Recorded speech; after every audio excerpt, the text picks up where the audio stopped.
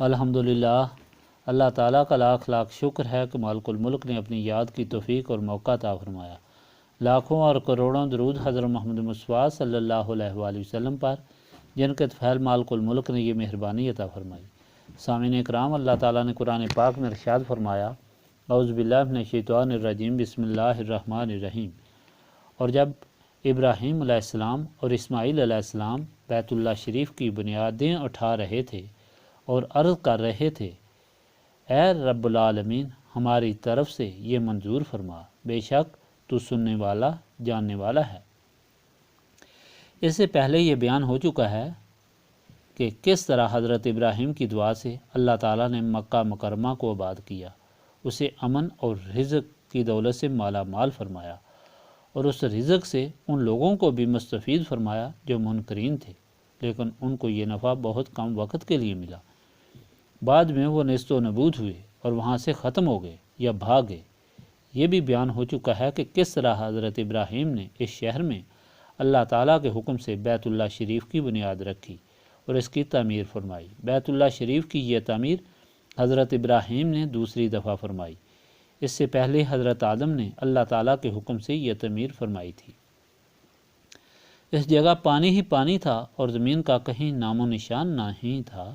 اللہ تعالیٰ کے حکم سے یہاں ایک جھاگ پیدا ہوئی جس کو زمین بنایا گیا، اور یہاں سے ساری زمین کو کھینچ کر بنایا گیا۔ پھر اسی زمین کو قائم رکھنے کے لیے اس پر پہاڑ کھڑے کیے گئے، اور سب سے پہلا پہاڑ جو کھڑا کیا گیا وہ کوہ جبل ابو قبیس تھا۔ جب اللہ تعالیٰ نے حضرت آدم کو پیدا فرمانے کا ارادہ فرمایا اور فرشتوں کے سامنے یہ اعلان فرمایا کہ میں زمین میں اپنا خلیفہ پیدا فرما رہا ہوں، اور فرشتوں نے اللہ تعالیٰ کے سامنے اپنی عبادت ظاہر کی کہ ہم اتنے عبادت گزار ہیں، تو بعد میں وہ نوری مخلوق اس بات پر شرمندہ ہوئی، نادم ہوئی کہ یہ تو اللہ تعالیٰ کی طرف سے ہم کو عنایت ہے کہ ہمیں اللہ تعالیٰ کی عبادت کی توفیق ملی ہے۔ اس ندامت پر فرشتوں نے 7000 سال تک عرش اعظم کا طواف کیا، تو اللہ تعالیٰ نے فرمایا کہ یہ وہ جگہ ہے جہاں سے زمین شروع کی گئی، یہاں بھی ایک نشان بنا دو تاکہ یہ جو آدم کی اولاد ہے ان میں سے جو خطا کار ہوگا وہ یہاں اس جگہ کا طواف کر کے مجھے راضی کرے گا۔ اسی بنا پر کعبہ شریف کی تعمیر کی گئی۔ پھر حضرت نوح کے طوفان میں خانہ کعبہ کی عمارت منہدم ہو گئی، صرف بنیادیں باقی رہ گئیں، بعد میں وہ بھی غائب ہو گئیں۔ لیکن جب حضرت ابراہیم کو کعبہ شریف کی تعمیر کا حکم ہوا اور حضرت جبرائیل نے آ کر وہ بنیادیں دکھائیں اور کھودیں گئیں تو فوراً بنیادیں نکل آئیں۔ اس آیت پاک سے بھی یہ ثابت ہوا کہ وہاں بنیادیں پہلے سے موجود تھیں جن پر حضرت ابراہیم نے کعبہ شریف کی تعمیر اٹھائی۔ حضرت ابراہیم کے متعلق پہلے یہ بھی بیان کیا گیا ہے کہ کس طرح انہوں نے بچپن سے ہی مصیبتیں اور تکلیفیں اٹھائیں، انہوں نے اللہ تعالیٰ کی آزمائشوں سے گزرنا پڑا اور کس طرح وہ ہر آزمائش پر پورے اترے۔ حضرت ابراہیم کو جب اللہ تعالیٰ کی طرف سے نبوت عطا فرمائی گئی اور آپ نے تبلیغ شروع فرمائی تو اس سلسلے میں آپ کو نمرود اور دوسری مخلوق کی مخالفت کا سامنا کرنا پڑا۔ آپ بابل کو چھوڑ کر ایران کی طرف چلے گئے جہاں ان کا چچا ہاران آباد تھا اور اس کے گھر جا کر پناہ لی۔ اس چچا کی ایک لڑکی تھی حضرت سائرہ جو بہت ہی خوبصورت تھی، تو اس چچا نے اس کے ساتھ ان کا نکاح کر دیا۔ کہا جاتا ہے کہ دنیا میں حضرت یوسف مردوں میں بے مثال حسن کے مالک گزرے ہیں اور عورتوں میں حضرت سائرہ بے مثال حسن کی مالک گزری ہیں، وہ بہت ہی خوبصورت تھیں۔ حضرت سائرہ حضرت ابراہیم پر ایمان لے آئی تھی اور اسی لیے یہ چھوٹا سا قافلہ بن گیا تھا جس میں حضرت ابراہیم، حضرت سائرہ، حضرت لوط جو حضرت ابراہیم کے بھتیجے تھے شامل تھے۔ ہاران کو بھی انہوں نے تبلیغ کی اور اس جگہ مخلوق خدا کو بھی تبلیغ شروع کی۔ ہاران ایمان نہ لایا اور بجائے ایمان لانے کے حضرت ابراہیم کو اور اپنی لڑکی کو گھر سے نکال دیا۔ یہ وہاں سے نکل کر مصر چلے گئے اور مصر پہنچ کر حضرت ابراہیم نے حضرت لوط کو روم کی طرف تبلیغ کے لیے بھیج دیا اور خود وہاں ٹھہرے۔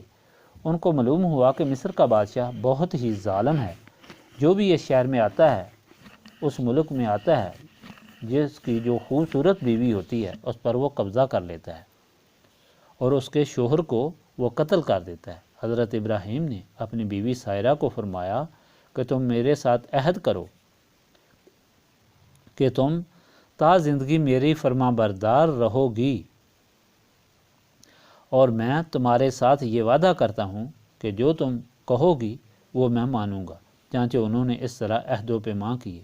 پھر فرمایا کہ دیکھو بادشاہ کے سپاہی آتے ہوں گے تمہیں پکڑنے کے لیے، اور جب تم کو لے جائیں تو وہ انشاءاللہ اللہ تعالیٰ تمہارے ساتھ کوئی شرارت نہیں کر سکے گا، انشاءاللہ تعالیٰ تمہارے ساتھ کوئی شرارت نہیں کر سکے گا۔ صرف تم اسے یہ نہ بتانا کہ میں تمہارا شوہر ہوں، تم یہ بتانا کہ میں تمہارا بھائی ہوں، کیونکہ میں تمہارا دینی بھائی بھی ہوں، ہم دین کے بہن بھائی ہیں۔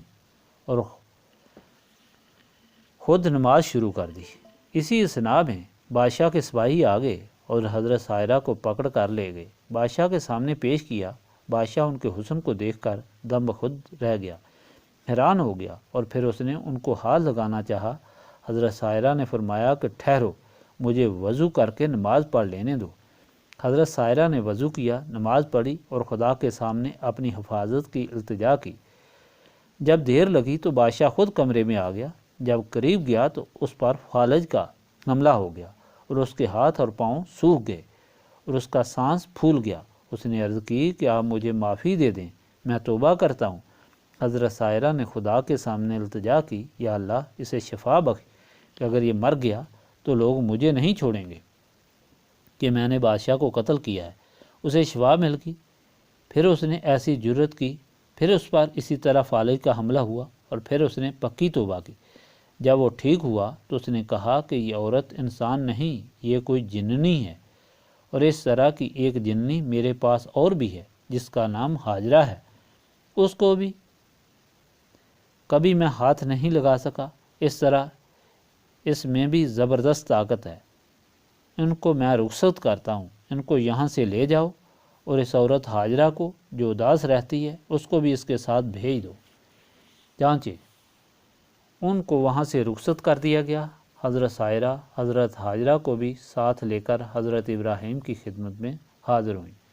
حضرت ابراہیم نماز پڑھ رہے تھے، پوچھا کیا ہوا؟ حضرت سائرہ نے سارا ماجرا سنایا اور فرمایا کہ ایک اور لڑکی بھی میں وہاں سے لے آئی ہوں۔ چانچہ یہ سارے لوگ وہاں سے نکل کر فلسطین کی طرف چلے گئے۔ فلسطین کے لوگوں نے آپ کا استقبال کیا اور بہت عزت کی، آپ کو مکان بھی دیا، زمینیں بھی دیں، اور آپ نے وہاں بہت اچھے طریقے سے رہنا شروع کر دیا۔ حضرت سائرہ نے حضرت ابراہیم سے عرض کی کہ آپ کی کوئی اولاد نہیں ہے، آپ اس عورت ہاجرہ سے شادی کر لیں تاکہ آپ کی اولاد ہو۔ حضرت ابراہیم نے حضرت سائرہ سے وعدہ کیا ہوا تھا کہ جو آپ کہیں گی وہ میں مانوں گا، چنانچہ آپ نے حضرت ہاجرہ سے شادی کر لی۔ حضرت ہاجرہ سے شادی سے پہلے بھی حضرت ابراہیم ہمیشہ اللہ تعالیٰ کے سامنے یہ دعا کرتے تھے کہ اللہ تعالیٰ ایسا کوئی لڑکا عطا فرما جو تیری یاد کرے اور اس طرح میری سنت پر چلتا رہے، اور شادی کے بعد بھی آپ نے یہ دعا جاری رکھی۔ اللہ تعالیٰ نے حضرت ابراہیم کو 90 سال کی عمر میں ایک بچہ عطا فرمایا۔ یہ اس دعا کا ثمر اور پھل تھا، اس لیے ان کا نام اسماعیل رکھا گیا۔ عبرانی میں ایل اللہ تعالیٰ کو کہتے ہیں، اسما سننے کو کہتے ہیں، کہ اللہ تعالیٰ کے سامنے جو فریاد کی گئی یہ اس کا ثمر ہے اور پھل ہے۔ حضرت اسماعیل کو حضرت سائرہ اٹھاتی تھی اور ان سے کھیلتی تھی، حضرت ہاجرہ ان کو دودھ پلاتی تھی، حضرت ابراہیم ان کو ہاتھ نہیں لگاتے تھے۔ ایک دن کوئی نہیں تھا تو حضرت ابراہیم کے دل میں شفقت پدری نے جوش مارا، حضرت اسماعیل کو اٹھایا اور بوسہ دیا۔ اوپر سے حضرت سائرہ آ گئیں، انہوں نے دیکھا تو ان کو غصہ آیا، کہا کہ کیوں اٹھایا ہے میری اجازت کے بغیر؟ آپ اس کو لے جائیں اور اس کی والدہ کو بھی لے جائیں اور جا کر وادی غیر ذی زرع میں چھوڑ کر آئیں۔ حضرت ابراہیم خاموش ہو گئے کہ 90 سال کی عمر میں جو بچہ عطا ہوا ہے میں اب کس طرح لے جاؤں اور دور لے جا کر پھینک آؤں؟ لیکن فوراً یاد آ گیا کہ میں نے حضرت سائرہ سے وعدہ کیا ہوا ہے کہ جو آپ کہیں گی وہ میں مانوں گا، اس وعدے کے یاد آنے پر وحی آئی، اللہ تعالیٰ کی طرف سے حکم آیا کہ آپ اسماعیل اور اس کی والدہ کو لے جائیں۔ اس میں بہت بڑی حکمت ہے، چنانچہ حضرت ابراہیم حضرت ہاجرہ اور حضرت اسماعیل کو لے کر اس جگہ چلے گئے جس جگہ کا نام اب مکہ معظمہ ہے، اور اس جگہ پر گئے جہاں کعبہ شریف کی تعمیر ہوئی۔ وہاں جا کر تھوڑی سی کھجوریں اور ایک مشک پانی کی چھوڑ کر آپ واپس آنے لگے تو حضرت ہاجرہ نے پوچھا کہ اس جگہ جہاں کوئی انسان، کوئی آسرا، کوئی سہارا نہیں، آپ ہمیں کس کے بھروسے پر چھوڑ کر جا رہے ہیں؟ تو حضرت ابراہیم نے آسمان کی طرف اشارہ کیا، یعنی اللہ تعالیٰ کے بھروسے پر چھوڑ کر جا رہا ہوں۔ انہوں نے کہا کہ جاؤ، اگر اللہ تعالیٰ کے بھروسے پر چھوڑ کر جا رہے ہو تو وہی ہمارا محافظ ہے۔ جب پانی ختم ہوا اور اسماعیل کو پیاس لگی تو انہوں نے رونا شروع کیا، ایڑیاں رگڑنا شروع کر دیں۔ حضرت ہاجرہ سے برداشت نہ ہوا، وہ قریب جنگل میں بھاگ کر گئیں کہ یہاں پانی تلاش کیا جائے۔ پانی تلاش کرتے کرتے انہیں خیال پیدا ہوا کہ کہیں بھیڑیا آ کر بچے کو نہ کھا گیا ہو، لہٰذا نزدیک ایک پہاڑی تھی، صفا، اس پر چڑھیں اور وہاں سے جا کر دیکھا کہ وہ زندہ ہیں۔ پھر نیچے اتریں اور پانی کے لیے بھاگنا شروع کیا۔ پھر خیال آیا کہ شاید بچے کو بھیڑیا کھا نہ گیا ہو۔ دوسری پہاڑی سامنے تھی، اس پر چڑھیں جس کا نام مروہ تھا، اور وہاں سے دیکھا کہ اسی طرح ٹھیک ہے۔ پھر نیچے اتریں۔ اس طرح 7 چکر انہوں نے لگائے۔ 7 چکروں کے بعد زور سے آواز آئی تو وہ بھاگ کر حضرت اسماعیل کے پاس گئیں اور جا کر دیکھا جہاں وہ ایڑیاں رگڑ رہے تھے وہاں سے پانی نکل آیا ہے اور بڑے زور سے نکل رہا ہے۔ حضرت ہاجرہ نے ریت جمع کر کے پانی کو روکنے کے لیے منہ سے آواز نکالی، ٹھہر ٹھہر، جس کو عربی میں زمزم کہتے ہیں، تو اس پانی کا نام زمزم پڑ گیا۔ یہ پانی ایسا نکلا کہ جس نے صرف حضرت ہاجرہ اور حضرت اسماعیل کو ہی سیراب نہیں کیا بلکہ اربوں انسانوں کو ہزاروں سالوں تک سیراب کیا، اور وہ پانی ختم بھی نہ ہوا۔ اللہ تعالیٰ نے اسے ایسی شفا بخشی کہ یہ ہر بیماری کی شفا بنا، اور اسے ایسی قوت غذائیت عطا فرمائی کہ ہر قسم کی طاقت سے اس میں موجود ہے۔ اگر انسان وہ پانی پیتا رہے تو وہ بغیر خوراک کے زندہ رہ سکتا ہے۔ ایک قبیلہ بنی جرہم جو وہاں سے گزر رہا تھا، پانی دیکھ کر وہاں رک گیا۔ اس قبیلے نے حضرت ہاجرہ سے اجازت لے کر وہاں سکونت اختیار کر لی۔ اس طرح وہ جگہ آباد ہوئی۔ اسی سنا میں حضرت ابراہیم نے حضرت سائرہ سے کہا کہ اگر اجازت دو تو میں جا کر لڑکے اور اس کی والدہ کو دیکھ آؤں، کیونکہ بڑا عرصہ ہوا چھوڑ کر آئے ہوں۔ انہوں نے کہا کہ جاؤ، لیکن وہاں ٹھہرنے کی اجازت نہیں، اسی طرح جا کر سواری پر ہی واپس آؤ۔ حضرت ابراہیم آئے تو دیکھا کہ اسماعیل وہاں نہیں ہے، ان کی بیوی ہے۔ حضرت اسماعیل نے جوان ہو کر بنی جرہم قبیلہ کے سردار کی بیٹی سے شادی کر لی تھی۔ اس عورت سے پوچھا کہ اسماعیل کہاں ہے؟ اس نے عرض کی کہ وہ شکار کے لیے گئے ہوئے ہیں۔ کہا تمہارا گزر اوقات کیسا ہوتا ہے؟ اس عورت نے جواب دیا کہ بڑی مشکل سے ہوتا ہے، بس یہ پانی پیتے ہیں اور اگر کوئی شکار ان کو مل جائے تو کھا لیتے ہیں، ورنہ کچھ نہیں کھاتے۔ ان حالات میں بڑی مشکل سے گزارا ہوتا ہے۔ فرمایا کہ میرا اسماعیل کو سلام کہہ دینا اور کہنا کہ یہ تمہارے مکان کی دہلیز ٹھیک نہیں ہے، اسے بدل دو، اور وہ واپس آ گئے۔ حضرت اسماعیل شکار سے واپس آئے تو انہیں نبوت کی خوشبو ہر طرف سے آئی۔ اپنی بیوی سے پوچھا کہ کوئی یہاں آیا تھا؟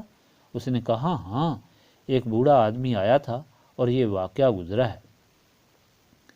حضرت اسماعیل نے فرمایا کہ وہ تو میرے والد محترم حضرت ابراہیم تھے اور تمہارے متعلق حکم دے کر گئے ہیں کہ میں تم کو طلاق دے دوں۔ حضرت اسماعیل نے اسے طلاق دے کر اس کے قبیلے تک پہنچا دیا اور دوسری شادی کر لی۔ کچھ عرصہ بعد حضرت ابراہیم نے پھر حضرت سائرہ سے اجازت مانگی کہ اب اگر اجازت ہو تو میں پھر دیکھ کر آؤں۔ انہوں نے کہا کہ جاؤ، مگر ٹھہرنے کی اجازت نہیں۔ حضرت ابراہیم پھر آئے، دیکھا اسماعیل پھر وہاں نہیں ہے اور ایک دوسری لڑکی کھڑی ہے۔ پوچھا کہ تم کون ہو؟ کہا کہ میں اسماعیل کی بیوی ہوں۔ کہا کہ اسماعیل کہاں ہے؟ کہا کہ وہ شکار کے لیے گئے ہوئے ہیں۔ پوچھا تمہارا گزر اوقات کیسے ہوتا ہے؟ انہوں نے کہا کہ اللہ تعالیٰ کا بڑا فضل و کرم اور بڑی مہربانی ہے۔ اس جنگل میں اللہ تعالیٰ نے میٹھا پانی عنایت فرمایا ہوا ہے اور اسماعیل شکار کر کے لے آتے ہیں۔ خدا کے فضل و کرم سے گزارا بھی اچھا ہوتا ہے اور خوب اللہ تعالیٰ کی یاد بھی کرتے ہیں۔ فرمایا وہ جب آئے تو میرا سلام دینا اور کہنا کہ تمہارے مکان کی دہلیز بہت اچھی ہے، اس کی حفاظت کرنا۔ حضرت ابراہیم چلے گئے، حضرت اسماعیل آئے تو پھر ان کو نبوت کی خوشبو آئی اور پوچھا کوئی آیا تھا؟ بیوی نے کہا ایک بوڑھے بابا جی آئے تھے اور انہوں نے یہ باتیں کی۔ انہوں نے فرمایا وہ میرے والد محترم تھے اور وہ تمہاری سفارش کر کے گئے ہیں۔ پھر کافی عرصے بعد حضرت ابراہیم نے پھر اجازت چاہی اور پھر آئے، دیکھا کہ حضرت اسماعیل ایک درخت کے نیچے بیٹھے ہوئے تیر ٹھیک کر رہے ہیں۔ اسماعیل نے پہچان لیا، حضرت ابراہیم نے بھی اسماعیل کو پہچان لیا اور گلے لگایا اور اتنا روئے کہ روایت میں آیا ہے کہ ہوا میں پرندوں نے بھی رونا شروع کر دیا۔ اللہ تعالیٰ نے پھر حکم دیا کہ اب یہاں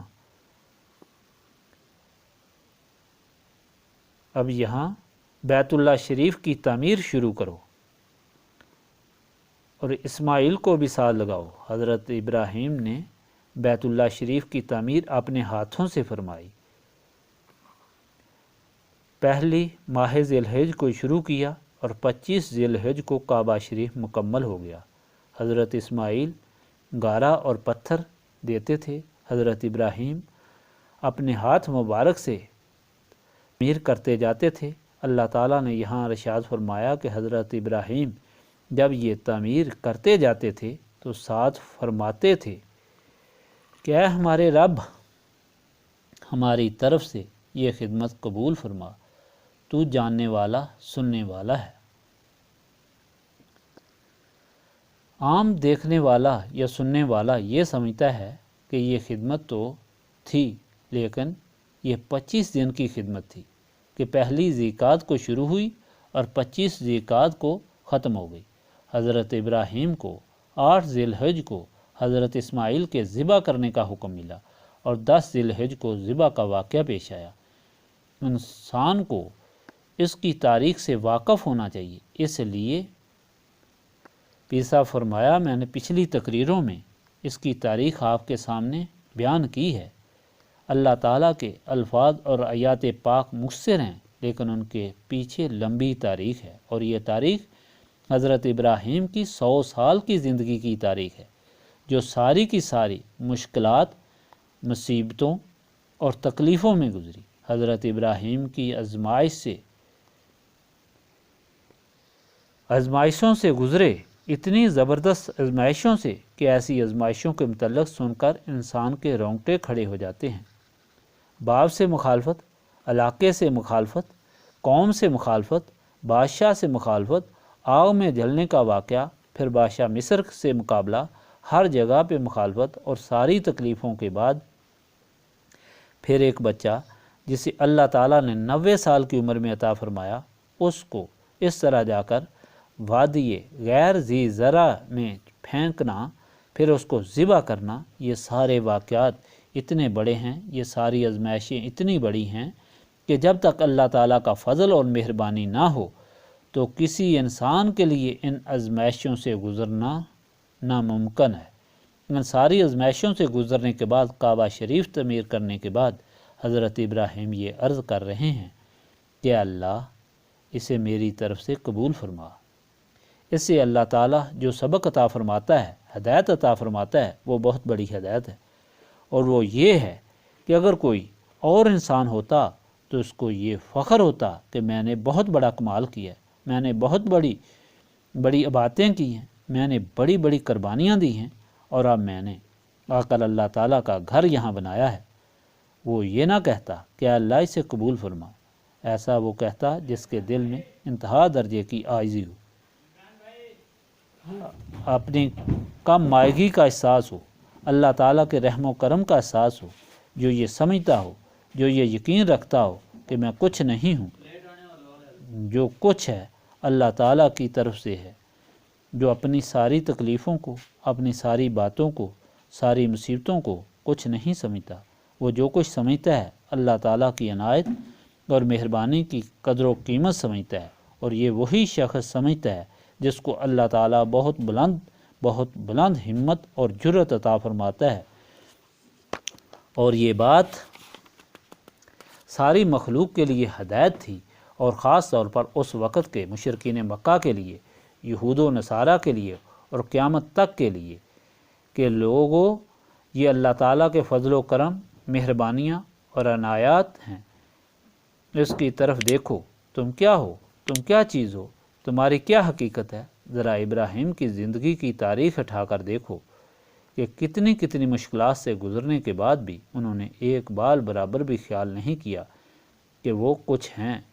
ان کے ذہن میں ہمیشہ یہ بات رہی کہ میں نے کچھ بھی نہیں کیا، بلکہ یہ سب اللہ تعالیٰ کی عنایت اور فضل ہے۔ اللہ تعالیٰ مشرکین مکہ اور یہود و نصارہ کو مخاطب کر کے یہ فرماتا ہے کہ تم تو ہو ہی کچھ نہیں، تم تو ہو ہی نافرمان، تم تو کسی قابل ہی نہیں ہو، اور پھر خام خواہ غرور اور تکبر کر کے ذلت اور خواری چاہتے ہو اور نیست و نابود ہونا چاہتے ہو۔ اگر تم ذلت و خواری سے بچنا چاہتے ہو تو اپنی اعمال کی اصلاح کرو۔ یہ بہت بڑا سبق تھا جو اللہ تعالیٰ نے ان لوگوں کو دیا۔ اللہ تعالیٰ کے دین سے مکمل آگاہی حاصل کرنے کے لیے اس سبق کو سمجھنا بہت ضروری ہے۔ اس کے ساتھ ساتھ اور باتیں بھی سمجھنے والی ہیں، اور ساری کی ساری تاریخی ہدایات سمجھنی ضروری ہیں۔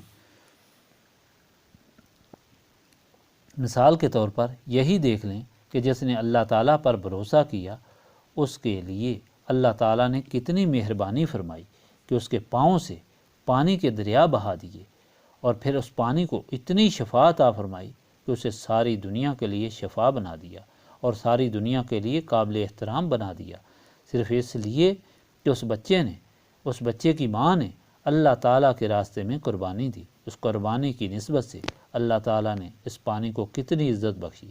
حضرت ہاجرہ نے اللہ تعالیٰ پر بھروسہ کیا اور اللہ تعالیٰ کے توکل پر اس بیابان میں زندگی گزارنا قبول کر لی، اور وہ ساری مصیبت برداشت کی۔ اللہ تعالیٰ نے ان کو اتنی عزت بخشی کہ ان کی پریشانی کو اللہ تعالیٰ نے گناہوں کی معافی کا ذریعہ بنا دیا۔ یہ ذریعہ بنا دیا کہ کوئی شخص بھی حج کرنے جائے، اس کا حج ہوتا ہی تب ہے، اسے معافی ملتی ہی تب ہے کہ وہ حضرت ہاجرہ کی طرح صفا و مروہ کے درمیان پریشان حال پھرے، اور جہاں جہاں سے انہوں نے تیزی سے قدم اٹھائے تھے، جہاں وہ دوڑی تھی، تو وہاں پر تیز قدم اٹھائے اور دوڑے۔ اب بھی وہاں نشان لگے ہوئے ہیں، اسے میلان افضل کہتے ہیں۔ وہاں آ کر دوڑا جائے تب وہ سنت پوری ہوتی ہے، اور اسی طرح حضرت ہاجرہ کی طرح صفا اور مروہ پر کھڑے ہو کر کعبہ شریف کی طرف دیکھا جائے۔ جس طرح انہوں نے اسماعیل کو دیکھا، اس طرح کھڑے ہو کر اور کعبہ شریف کی طرف منہ کر کے اگر اللہ تعالیٰ سے معافی مانگی جائے تو اللہ تعالیٰ حج قبول فرماتا ہے اور معافی ملتی ہے۔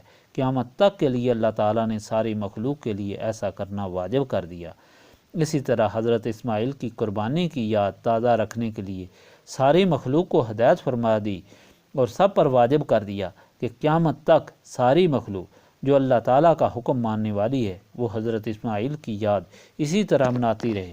اللہ تعالیٰ کی جس پر عنایت ہوئی اس کی نسبت سے ہی انسان کو فلاح اور نجات ملتی ہے۔ وہ پانی جس کی نسبت اسماعیل سے ہے اس سے شفا ملتی ہے۔ وہ عمل، وہ کوشش جس کی نسبت حضرت ہاجرہ سے ہے اس پر عمل کرنے سے گناہ معاف ہوتے ہیں، اور وہ نسبت جو اسماعیل سے ہے قربانی کی، وہ کرنے سے ہی اللہ تعالیٰ راضی ہوتا ہے اور گناہوں کی معافی ہوتی ہے۔ گویا یہ ساری باتیں اللہ تعالیٰ نے انسانوں کی ہدایت کے لیے بیان کی کہ نسبت قائم کرنے سے ہی ان لوگوں کو عزت اور احترام ملا، اور آئندہ لوگوں کو یہ حکم ہوا کہ ان کی تابع داری اختیار کریں۔